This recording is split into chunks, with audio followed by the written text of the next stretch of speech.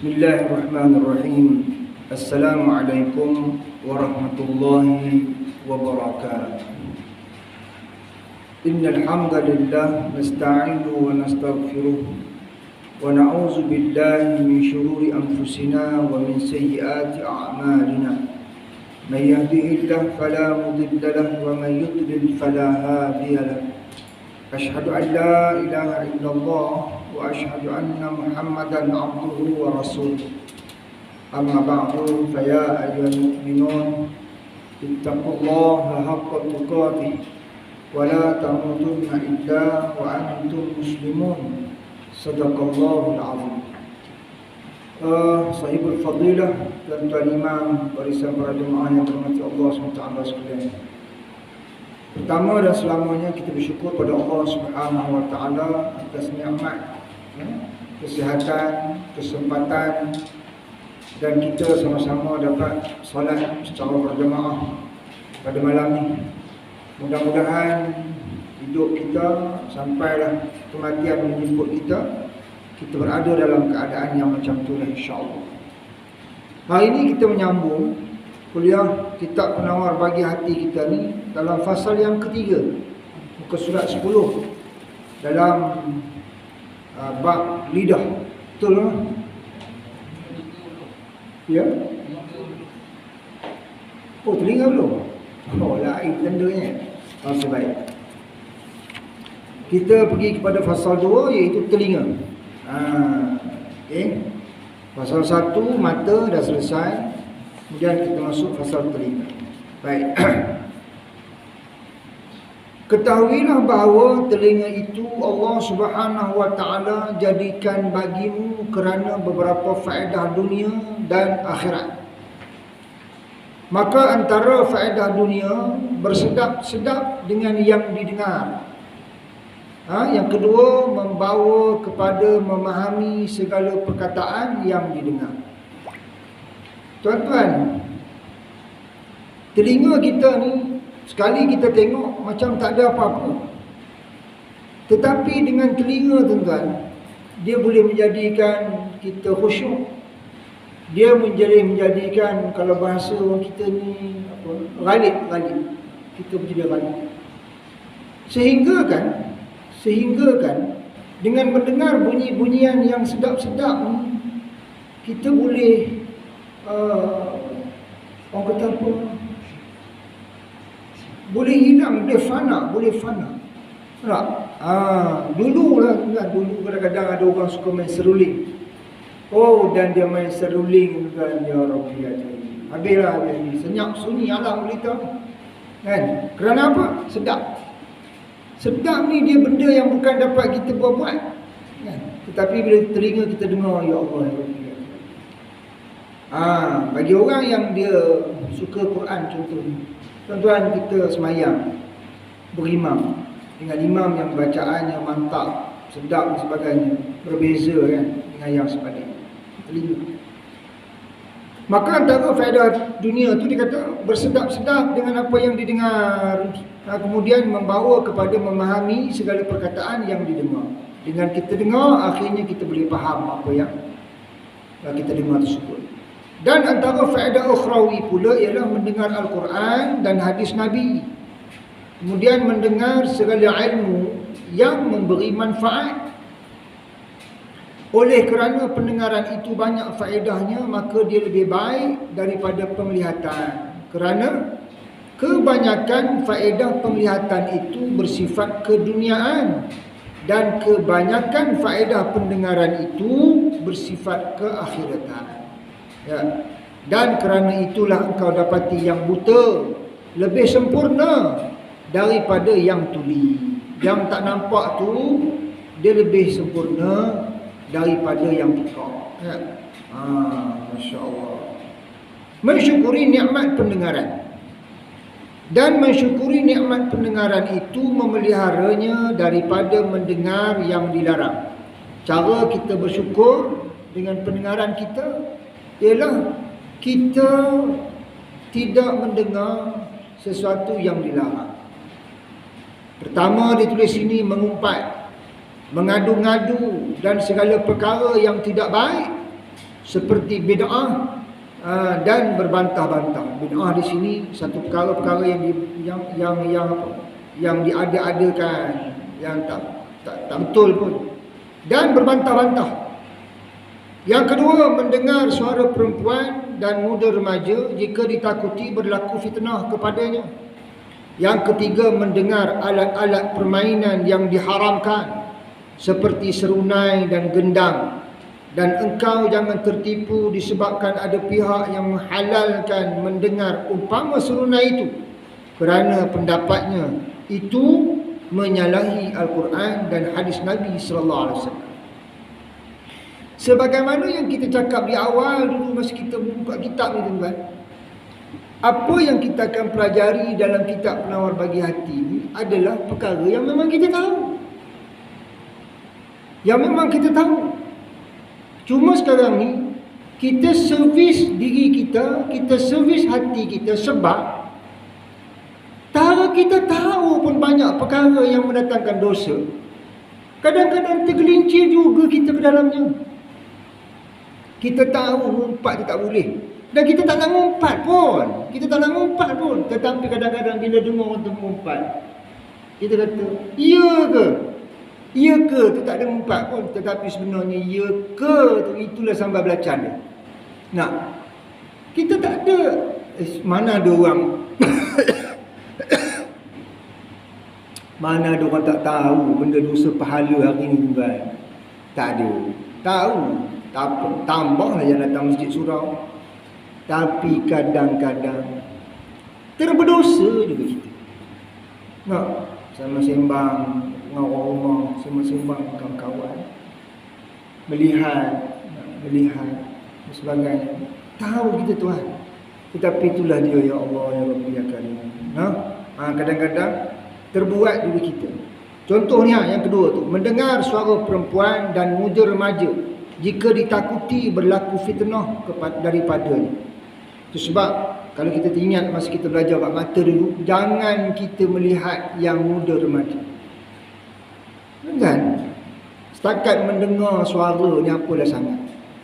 Bagi setengah orang dia tidak ada apa-apa. Tetapi bagi setengah-setengah orang lain yang menjaga diri dia betul-betul, dia tak nak sikit pun benda yang boleh mengguris ataupun menggaris hubungan dia dengan Allah Subhanahu Wa Taala. Saya minta maaf kalau saya dah sebut dulu seorang imam. Saya naik kereta dengan dia. Ni nak cerita orang yang jaga ni. Dia ustaz, saya pun ustaz. Dia imam, saya pun kadang-kadang jadilah imam. Contoh nak cuma nak bagi tahu konon-kononnya kita tu sama dengan dia tu, konon-kononnya. Tapi tak sama, kan? Tak sama. Naik kereta tu, radio. Buka radio tu bunyi, tu ada tutupnya. Saya kata dahsyat, no imam seorang ni, radio pun tak boleh dengar. Radio pun tak boleh dengar. Ana bukan tak dengar radio, Syekh. Ana tak boleh dengar DJ ni. DJ tu perempuan, tuan. Suara DJ ni, tuan, ada orang suka DJ sebab mungkin informasi. Ada orang suka DJ sekian-sekian, ada orang sekian-sekian. Tetapi yang seorang ni suaranya memang lemak, merdu, sedap didengar. Dia terus potong. Dia tak nak bagi satu benda pun mengganggu dia. Masya Allah. Bagi kita, apalah sangat. Setakat dengar suara je kan. Tetapi kadang-kadang dengan suara tu kita cuba membayangkan orang dia.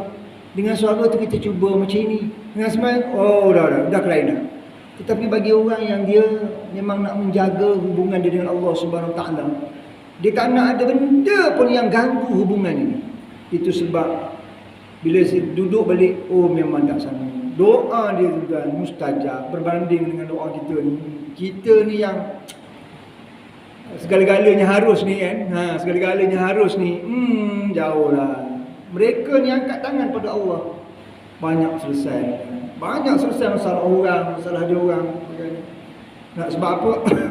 Dia tak nak, walaupun ada sekelumit benda yang boleh menggugat iman dia, hubungan dia dengan Allah Subhanahu Wa Taala. Begitu juga dengan mendengar alat-alat mainan yang diharamkan, walaupun ada hujan-hujan dan sebagainya. Yang ini elok kita adalah baca contohnya dalam kitab halal dan haram menurut Islam. Ini untuk orang muda, anak muda kan, ramai ni. Kitab ni bagus kalau ada di rumah. Kan, sebab dalam Islam ni dia ada benda yang boleh dan tak boleh, dan kita kena menguasainya, tuan-tuan. Kena menguasainya secuba daya. Saya baru-baru ni, tuan-tuan, bila saya melihat atau mendengar, ialah bila kena kuarantin, apa orang tak boleh buat, kita pun tengok YouTube.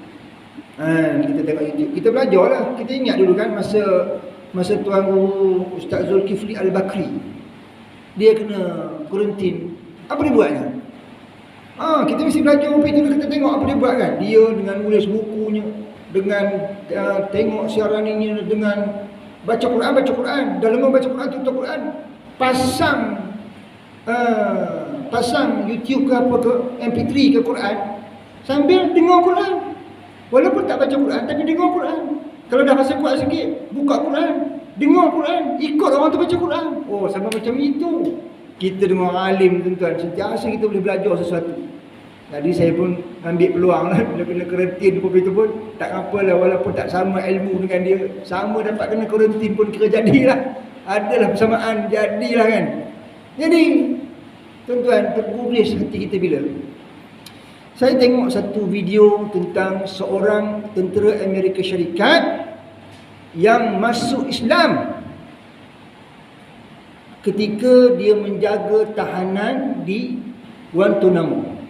Guantanamo, macam tu sebut dia, Guantanamo, lebih kurang itulah kan. Penjara yang memenjarakan mujahidin diambil sebenarnya daripada Libya, Yaman, apa semua di bubuk situ tu, di Cuba tu. Oh, Masya Allah. Dia ceritalah macam mana kan, macam mana. Tuan-tuan, mungkin tuan-tuan pun tengok. Apa yang kita rasa, tuan-tuan? Apa yang kita rasa bila tengok tu? Orang yang dia tengok itu, orang yang dia siksa. Demo ni, tentera-tentera ni kira boleh mabuk, boleh apa semua. Duduk situ kira siksa apa buat tu. Nah, tetapi heran, dia kata heran. Kenapa mereka ni walaupun kena macam itu, sampai masa dia semayang dia, sampai masa dia semayang dia, sampai masa dia puasa dia. Hei, ini agama apa macam ni? Tak ada siapa-siapa pun yang paksa. Dan kalau tak buat pun, maknanya dengan apa yang mereka kena dekat situ, boleh sangat tak buat. Tapi tak maunya. Tak maunya. Dan yang menyatukan semua ni, sebab bahasanya berlain-lain. Orang ni negara lain, orang ni negara lain, orang ni negara lain. Tetapi mereka satu bila dia bersebut La ilaha illallah. Oh, pening tentera ni, tuan-tuan. Akhirnya bila tengok keadaan macam itu, dia serabut. Kan? Dia tanya, hampa tak stres ke? Hampa tak stres ke kena macam ni? Kan? Dan dia pula adalah rasa macam tak betul je ni kan. Dia orang dah lah tak boleh melawan, kita seksa pula. Lepas tu tak nampak pula ciri-ciri orang jahatnya. Macam mana ni kan? Akhirnya dia stres. Dia stres. Dia fikir nak bunuh diri lah. Tapi hidayah milik Allah Tuhan. Hidayah milik Allah. Dia kadang-kadang bila dah lama-lama jadi baik dengan perempuan ni kan, jadi baik dengan perempuan, tanya mereka apa semua. Stres. Dia ajar dia macam mana dia mengawal diri dia kan. Mula-mula dengan mereka tu yang terpenjara tu, dia dapat berhenti merokok. Dengan yang terpenjara tu, akhirnya dia dapat ngilangkan ketaja dadah dia.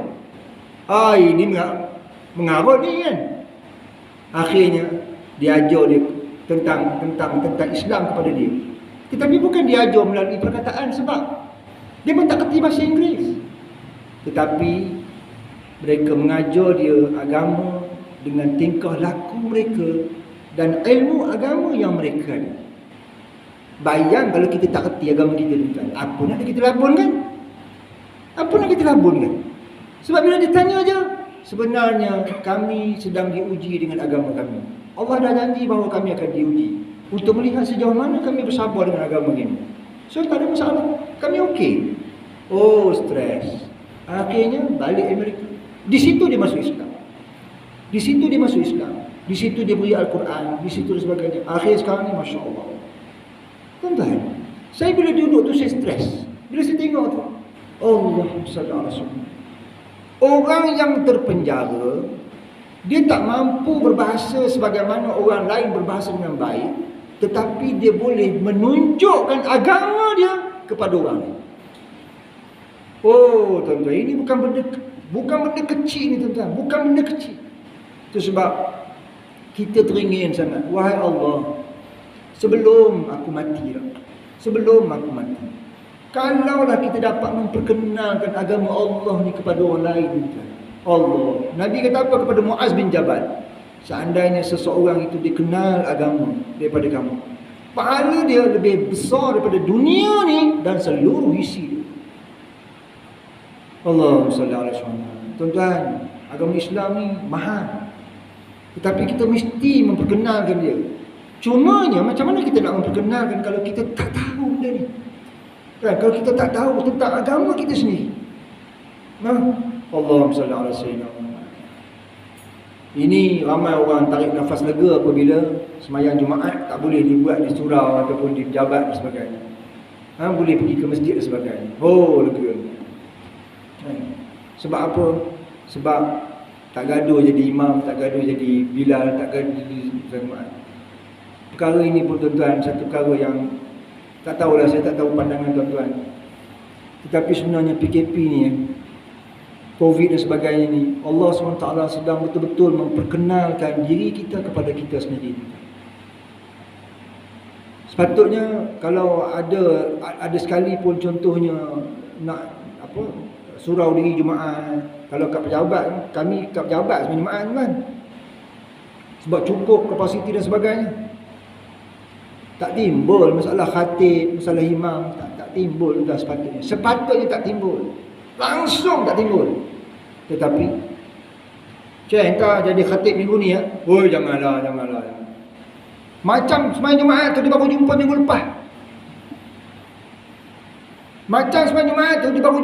lepas. Sedangkan daripada kecil-kecil sembahyang Jumaat. Bayang. Oh Masya Allah, ini benda besar. Jadi nanti bila minggu depan, oh tak boleh. Masya Allah. Nanti kita ramai ni kan, jadi surau ni boleh sembahyang Jumaat, entah jadi imam minggu depan. Oh jangan macam itu, suara tak sedap lah itu. Bukan masalah suara tak sedap, bukan masalah masalahnya dia tidak menguasai agama dia.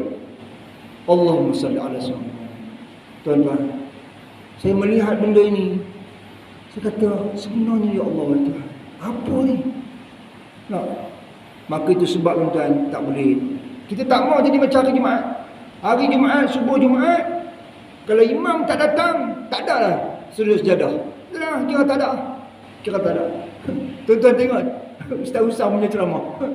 Saya kadang-kadang tak apa kenal dia jerit, tapi bila kuarantin baru ni dengar kan. Satu masjid dia ceritalah, wallahu a'lam bisawab, betul tak betul saya tak tahu tuan-tuan. Imam tu naik kan, imam tu lupa kan, naik daripada sujud sejadah, tatajafa junubuhum 'anil madaji' yad'u, sambung. Imam tu naik lupa. Ya, orang belakang kata wallazi, dia pun dengar, mana ada wallazi kan, bukan wallazi kan. Tatajafa junubuhum, tapi tak datang. Kawan pun belakang tempik dia sendiri, wallazi, sekali, dua kali, lepas tiga kali, imam tu paling belakang, bukan yang itu, dia kata. Ambil mampu. Tuan-tuan, perkara ni berlaku ni. Saya minta maaf, mungkin perkataan saya tadi kasar. Bila saya kata, bila orang itu tidak menguasai agama dia. Sekarang ni kita pulangkan benda tu kepada kita. Bayangkan kalaulah orang bukan Islam tanya kita tentang agama kita, tiba-tiba kita tak mampu nak cerita dekat dia sebagaimana yang sepatutnya dia faham tentang agama kita. Apa kita nak jawab depan Allah Subhanahu Wa Taala ni? Oh, masya-Allah tuan. Itu sebab tuan-tuan, ada peluang jadi imam, jadilah imam. Salah nanti akan dibetulkan.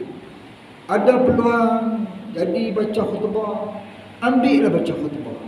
Supaya apa? Generasi sentiasa dapat melihat contoh-contoh yang baik di kalangan masyarakat. Orang ni boleh, orang ni boleh, orang ni boleh, orang ni boleh, orang ni boleh, orang ni boleh. Tetapi bukan dia naik atas kapasiti untuk menonjolkan diri, bercakap tentang peribadi, bukan. Tetapi untuk kita sama-sama beri manfaat kepada generasi. Allah risaunya kita. Baik. Gitu. Maka tentang mendengar alat-alat muzik ni, ini boleh tengok dalam kitab tu. Kitab tu Yusuf Qardawi, Syekh Yusuf Qardawi hurai panjang lebar. Dan dalam kitab itu sebenarnya memang saya kata bagi orang muda tolonglah ada. Harga dia sekitar RM50 lebih gitulah. Tetapi dia satu kitab yang cukup bernilai. Cukup bernilai. Zaman-zaman akan datang ni mungkin akan datang. Jadi satu peristiwa. Oh, ini darurat. Darurat ke tak darurat ke rujuk kitab. Macam mana yang dikatakan darurat dalam perubatan? Macam mana dikatakan darurat bila kita sesat? Macam mana dikatakan darurat bila kita sekian. Oh, benda ni clear. Alright. Benda ni clear. Alright. Supaya bila kita tak buat sesuatu, orang tanya sebab apa? Sebab ini sandaran dia. Kitab ni kata sekian. Maka saya tak boleh. Kita buat. Kenapa buat ni? Sebab kitab ni kata sekian. Oh, clear. Dia akan jadi satu hujah yang cukup kuat untuk kita bersandar.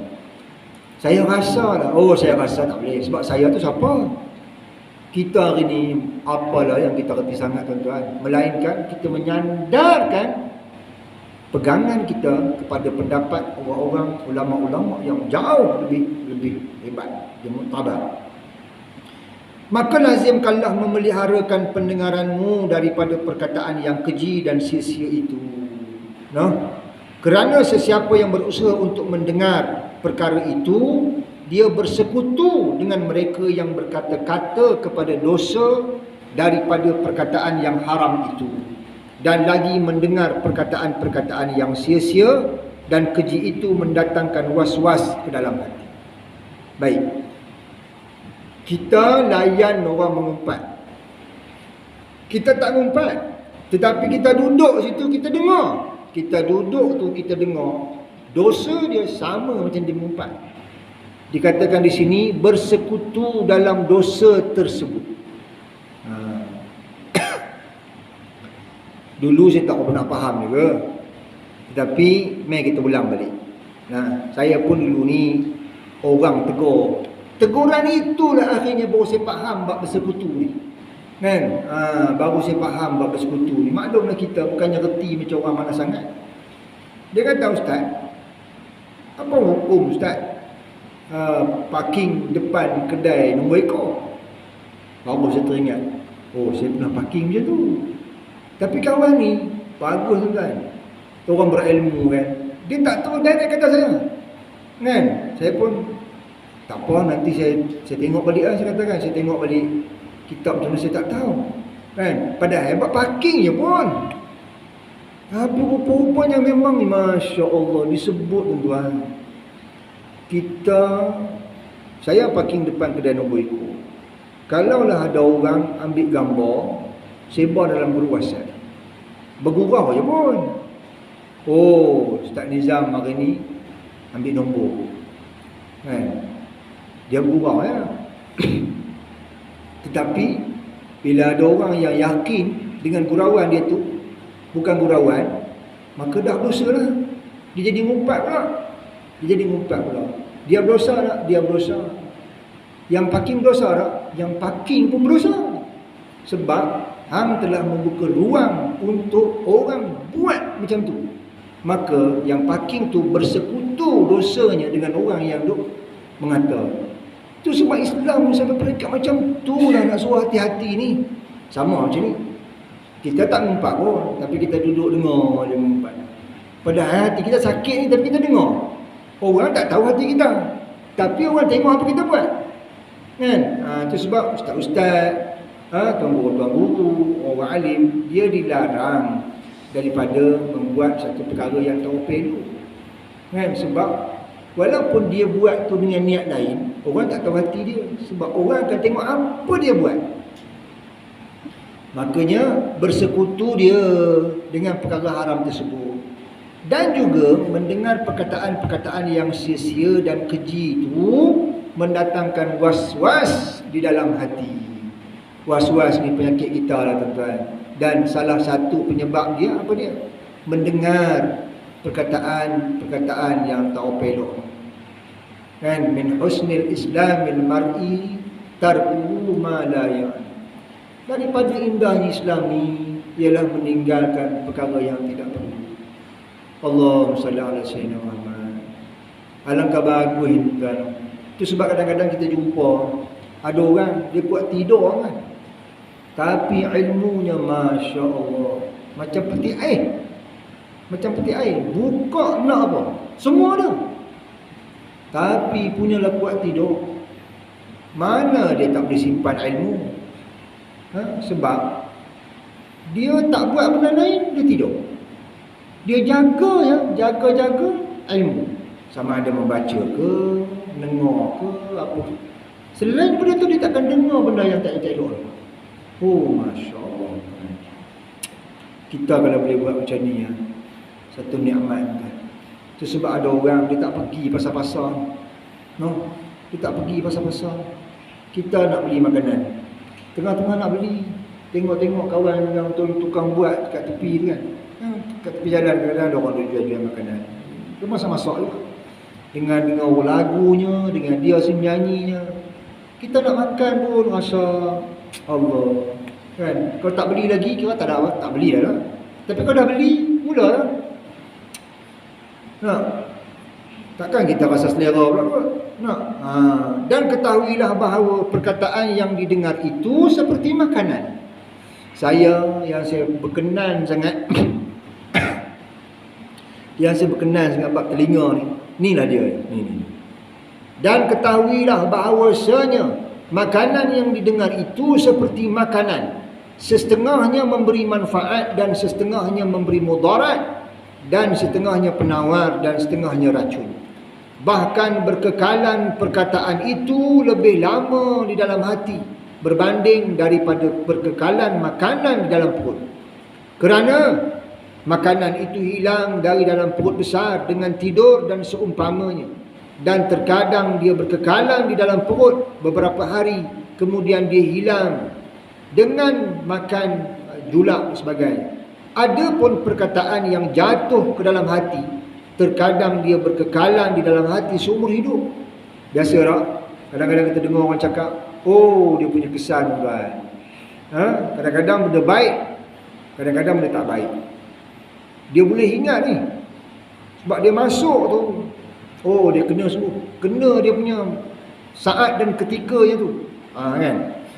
Jika dia perkataan yang jahat, maka dia sentiasa menfitnah dan mendatangkan was-was. Bukan sikit ibu bapa yang akhirnya dia rasa stres bila dia hantar anak-anak dia ke tadika ataupun ke pusat-pusat jagaan. Di rumah anak-anak tu tak biasa cakap benda tak elok. Balik rumah sekarang, ya Rabbi ya Karim, udah dia dapat.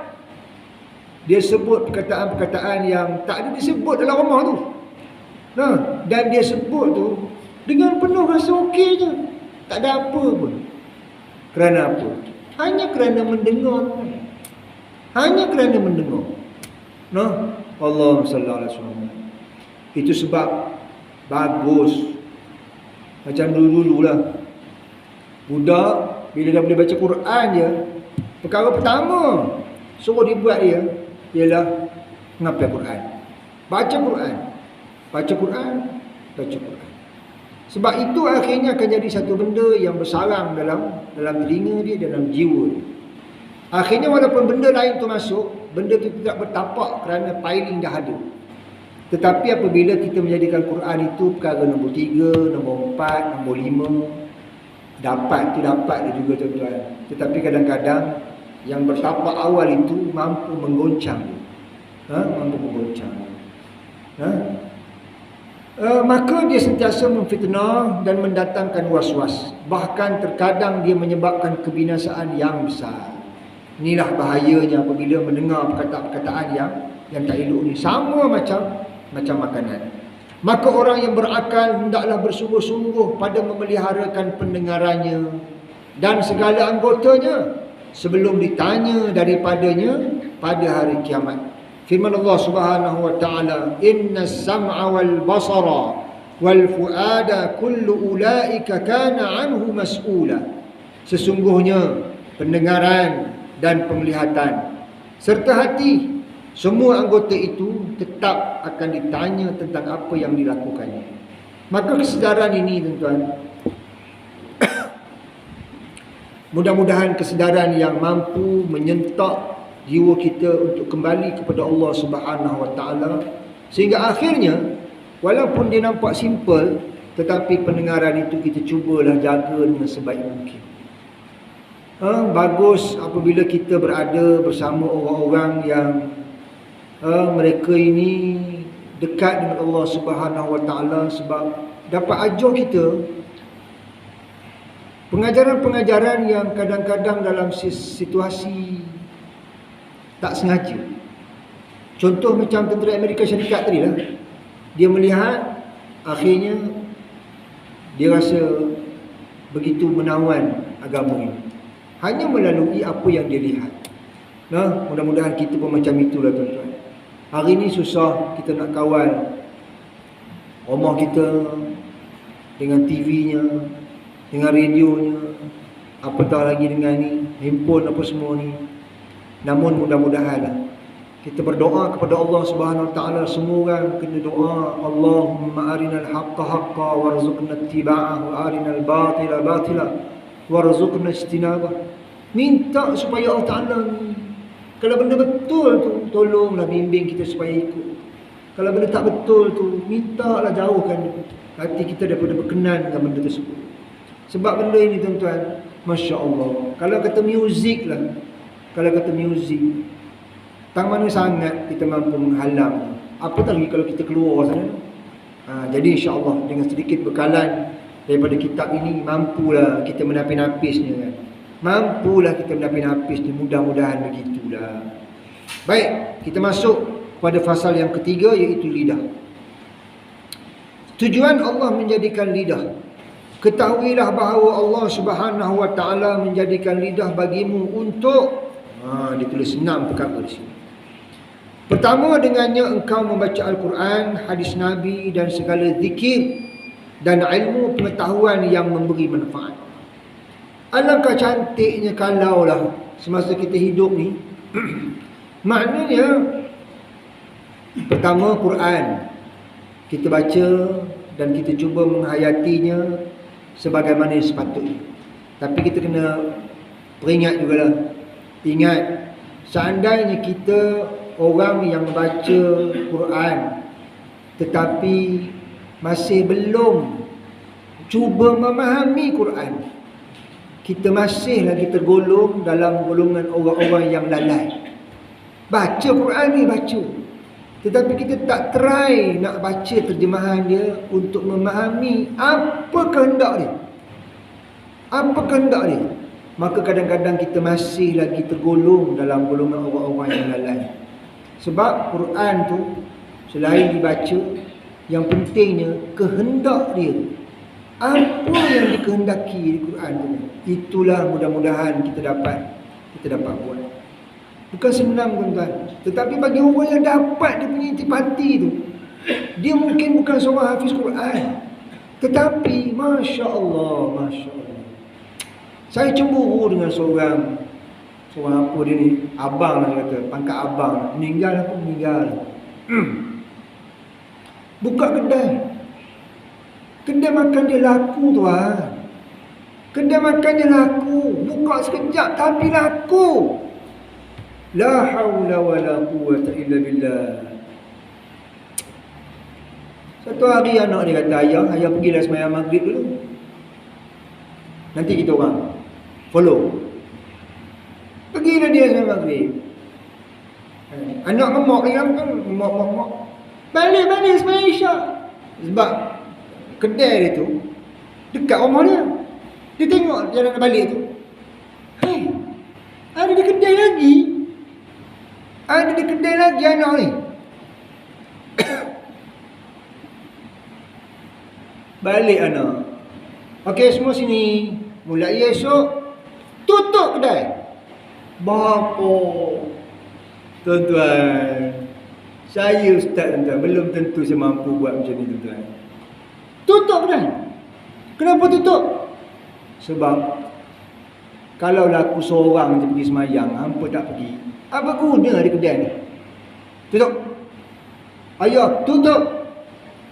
Titik. Tak ada tak banyak. Tutup. Titik. Tutup tu kan. Ustaz, barang kedai saya banyak kan. Segala itu, segala ini, apa semua-semua kan. Basuh, simpan.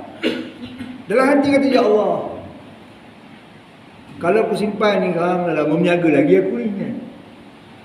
Jual lah. Tapi sebenarnya nak jual dengan tak nak jual tu, benda tu bukan senang nak ngumpul je kan. Kalau kita pula kepakaran kita bidang itu, oh memang.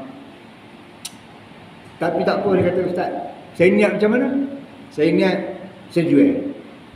Tapi sebab dalam hati tu mungkin ada macam, tapi kalau orang tu tawar sekupang pun aku tak jadi jual.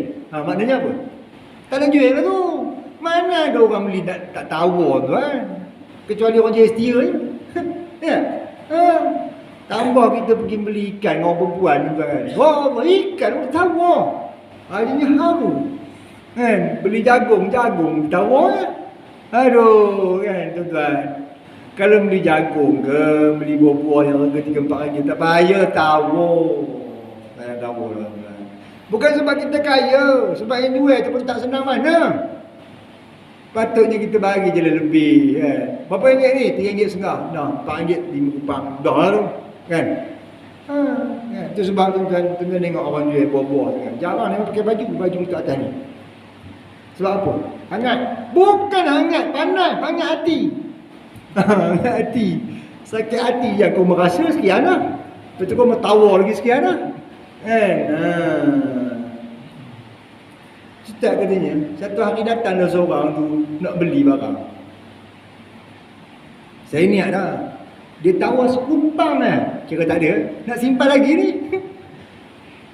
RM10,000 juga lah barang tu. Berapa kata orang tu? Sekian. Okey. Kira jadi je. Takkan tak tawar katanya. Takkan tak ada tawar. Tak payah. Kira okey kan ni? Allah. Masya Allah. Tuan-tuan, bila kita nak mencapai hidayah Allah Ta'ala, kita memang nak Allah akan bantu itu. Ada je cara Allah bantu ku ni, Allah bantu ku ni, Allah bantu ku ni, Allah bantu ku ni. Allah akhirnya dah tutup kedai. Barang je memang tak ada. Tapi agama selamat dah. Oh, selamat. Ini benda besar kan. Sebab kita nak tadilah, kita ni akan menghadap Allah Subhanahu Wa Taala. Pertama baca Quran tu satu, baca Quran. Yang kedua cuba memahaminya. Yang ketiganya kita berazam. Mana-mana zikir-zikir yang maktur, yang memang Nabi SAW buat, yang disarankan kepada kita, yang besar nilai dia, mudah-mudahan kita dapat buat. Kita mungkin tak macam orang lain yang tahu banyak benda, tetapi kita tahu sikit, namun kita melaksanakannya banyak. Lebih baik daripada orang yang tahu banyak tapi melaksanakannya sikit. Dan kita tidak mengejar pun dia punya kuantiti. Tak kita kejar pun. Namun silakan. Kita ada tasbih, kita nak buat 1,000, 10,000. Tetapi kita buat itu bukan tertawan kerana apa? Kerana kalau buat 10,000 dapat sekian. Buat no. Tetapi kita buat kerana apa? Kerana ya Allah, inilah tanda kehambaan aku pada Engkau ya Allah. Ada masa lapang je. Subhanallah, subhanallah, subhanallah. Itu sebab kita cubalah. Kita cuba mengadakan suasana agama ni. Mengadakan. Contohnya apa? Dekat katil kita ada tasbih. Contoh gitu. Dekat tempat sembahyang kita ada tasbih. Quran kita tu Quran yang kita nampak tak mana-mana. Jadi kalau kita lapang sikit kita pegang tasbih. Pegang tasbih ni insya-Allah subhanallah lah ataupun apa takkan pegang tasbih benda lain disebut. Jadi ini benda yang mendorong. Dorongan-dorongan yang mampu kan. Kecuali dalam kereta tak payah sangkut tasbih depan tu tak adanya lampu merah. Subhanallah, subhanallah. Mengecung ya, tak adanya ya. Akhirnya jadi perhiasan, sia-sia tu kan. Sedangkan tasbih yang kita gantung tu sebenarnya boleh menjadi kunci syurga buat kita. Kita gantung kat cermin tu je. Apa tak dapat? Apa tak dapat? Kan? Lebih baiklah kita letak bucu katil ke, kita letak tempat-tempat yang kita rasa kalau kita lapang kita akan duduk situ dan ada potensi untuk kita berzikir. Masya-Allah. Umur kita pun bukan muda nol lagi pun kan. Itu yang pertama. Yang kedua, dengan lidah juga engkau mengajar ilmu yang memberi manfaat. Nabi kata apa? Kun aliman au muta'alliman au mustami'an au muhibban. Jadilah kamu orang yang mengajar. Kalau tak mampu mengajar, jadi orang yang belajar. Tak mampu belajar, jadi orang yang mendengar. Tak mampu mendengar, jadi orang yang suka kepada ilmu. Jangan jadi yang kelima. Apa dia? Empat-empat ni. Satu pun tidak. Ngajar pun tidak. Belajar pun tidak. Mendengar pun tak nak. Suka pun tidak.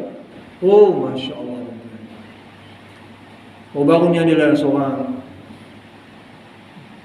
muda. Kerjaya bagus. Tetapi kadang-kadang bila dia soal tentang agama, dia orang nak cepat dapat. Kita bagi tahu dengan dia, agama bukan melalui jalan yang cepat tuan-tuan. Orang muda jangan mengimpikan pandai agama dalam situasi sekelip mata. Jangan. Dia memerlukan perjalanan yang panjang dan jauh. Perjalanan yang agak panjang. Sehari, 2 hari, sebulan, 2 bulan, setahun, 2 tahun. Untuk memahami sesuatu sebagainya. InsyaAllah kan, maka dia akan faham. Jangan ambil shortcut. Guru YouTube itu bagus. Dengan kelebihan yang ada hari ini, dengan YouTube semua bagus. Tetapi dia perlu ada guru fizikal untuk dia belajar juga. Sebab guru YouTube tu kadang-kadang kita pun tahu ilmu itu ilmu yang disunting-sunting kadang-kadang. Menjadikan kita lebih pening daripada yang sepatutnya. Yang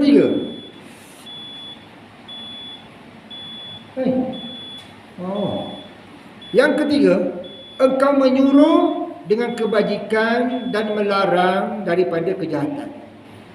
Dengan lidah ni, suruh orang buat baik, larang orang buat jahat. Suruh orang buat baik, larang orang buat jahat. Yang ini kita mesti cuba buat. Yang ini mesti kita cuba buat. Sebab ini dia kita punya level iman masing-masing. Man ra'a minkum munkaran. Ini hadis pertama yang saya hafaz dalam seumur hidup saya dulu-dululah. Masa tu sekolah rendah lagi. Sekolah di Jeliang. Ni saya ingat kan. Inilah hadis pertama yang dihafal. Man ra'a minkum munkaran falyughayyirhu biyadihi. Siapa yang tengok mungkar mesti tegur dengan kuasa dia, dengan tangan. Tangan ni apa? Kuasa. Fa in lam yastati' fa bi lisani. Kalau tak mampu dengan kuasa, kita tak ada kuasa, maka tegurlah dengan lisan. Tegur dengan lisan. Fa in lam yastati', tak mampu juga sebab bercakap pun tak boleh, kerana marah ada orang kerana. Maka tegurlah dengan fa bi qalbi. Tegur dengan hati, wa zalika adhaful iman. Maknanya kita tak redha dengan hati kita dan itulah selemah-lemah iman. Baik. Namun dia ada kategori-kategori dia tuan. Mungkin dalam peringkat kita negara, kampung, negeri, Manalah kuasa yang ada pada kita sangat sampai kita nak tegur satu benda. Maka kita lemah lah. Dalam peringkat-peringkat yang macam itu, mungkin kita tegur dengan hati lah. Macam sekarang lah, tuan. Arak dijual rata-rata ni, tuan. Apa cerita ni, tuan? Anak-anak kita jual arak di kedai Speed Mart, kedai 7-Eleven apa semua. Aduh, stresnya. Kan? Kalau kita masjid-masjid seluruh negeri Perak ni contohnya kan, boleh buat manifesto ke apa ke, tak setuju dengan benda ini, apa kita nak jawab daripada Allah Ta'ala esok ni tuan? Kan? Ya Allah ya Rabbi ya Karim. Kita, yalah, banyak pemimpin-pemimpin Islam kita ni tuan, tapi toh kan? Baik. Maka ketika itu, kalau kita boleh tegur dengan lisan, silakan. Dengan kuasa, memang tak ada kuasa kita pun. Kecuali kalau kita memang ada kuasa, silakan. Kan? Yang keduanya, dengan lisan, tak mampu, kita tak redha. Okey. Tetapi, kita ada kerajaan kita sendiri. Yang kita di situ merupakan pemimpinnya. Apa dia? No, family kita. Keluarga kita. Takkan kita tegur dengan hati juga.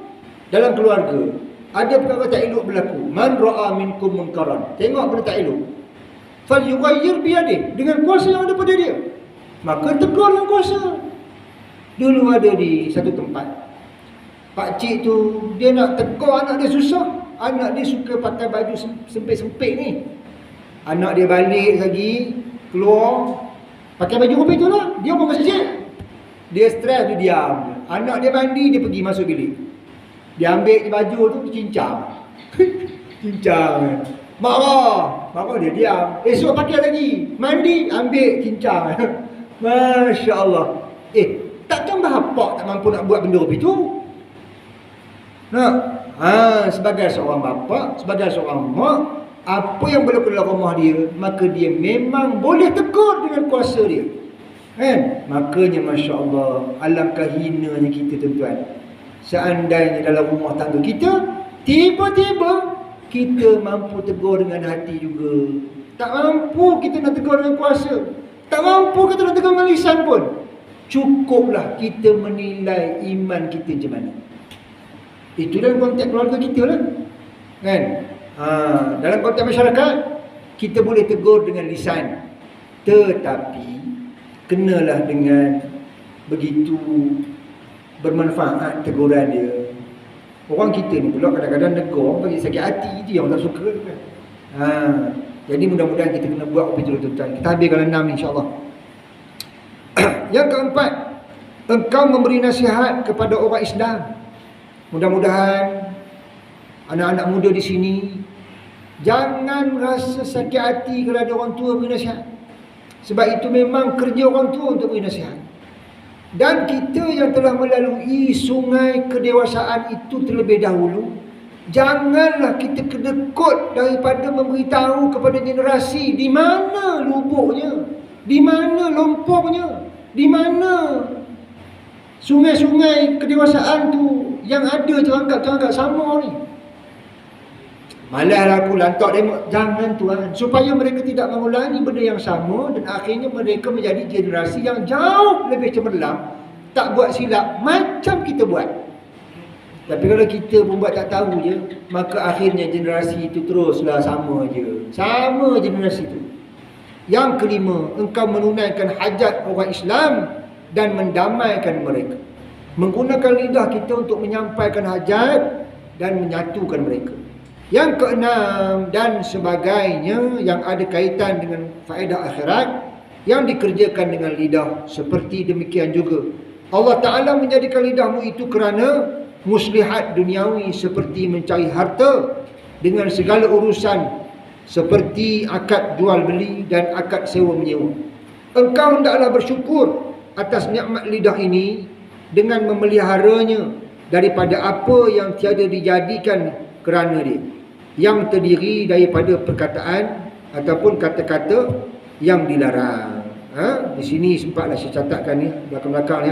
Contohnya dusta, mengumpat, menyalahi janji, apa lagi, berbantah-bantah, berbantah-bantah ni tuan-tuan. Kita ingat satu hadis ni. Dia menarik tuan-tuan bila ialah kita mengetahui bahawa orang yang mampu tidak berbantah-bantah sekalipun dia benar, tetapi dia mampu untuk tidak berbantah-bantah, Allah Subhanahu Wa Taala akan jadikan bagi dia syurga, jadikan bagi dia rumah di tengah-tengah syurga. Ini cukup memberi kita motivasi untuk tidak, orang kata bantah-bantah ni bahasa buku, bahasa kita apa? Berdebat. Bukan berdebat, berbalah kan. Lebih kurang itulah kot. Betul kan? Kadang-kadang kita dihasut. Kalau kamu betul kan, apa nak takut? Oh, ayat ni. Kalau kamu betul nak takut apa?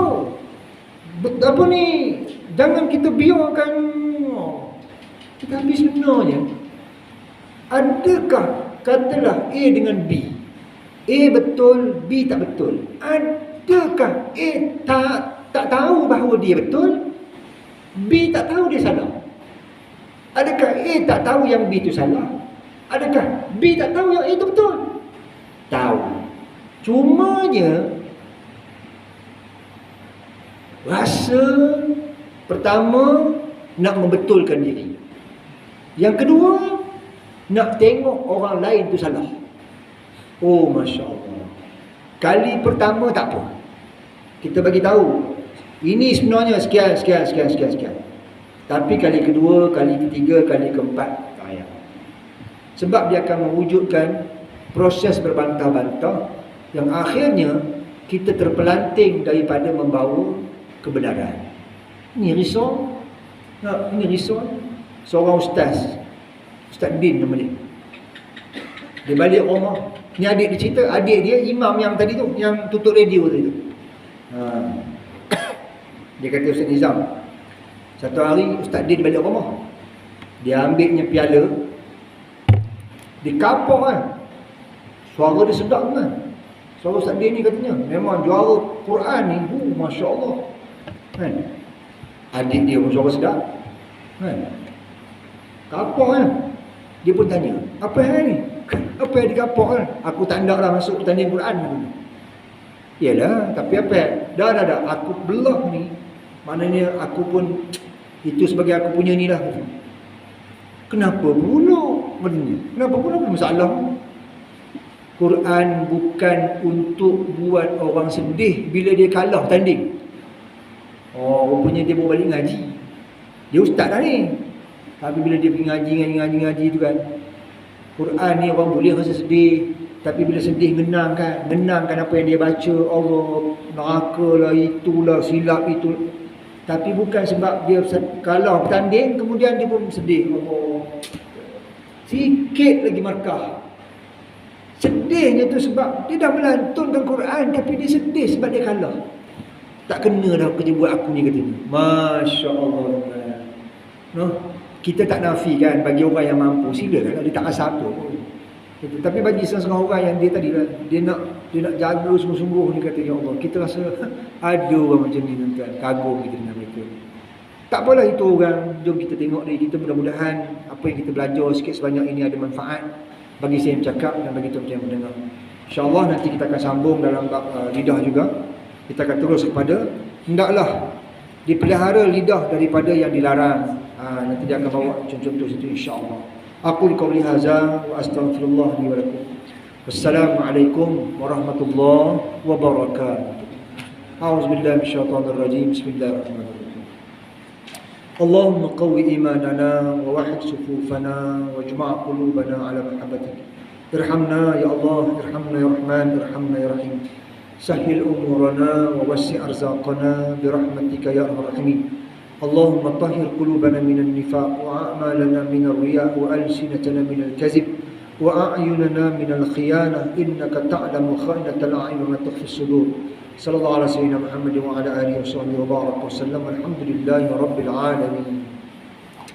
تقبل الله منا ومنكم.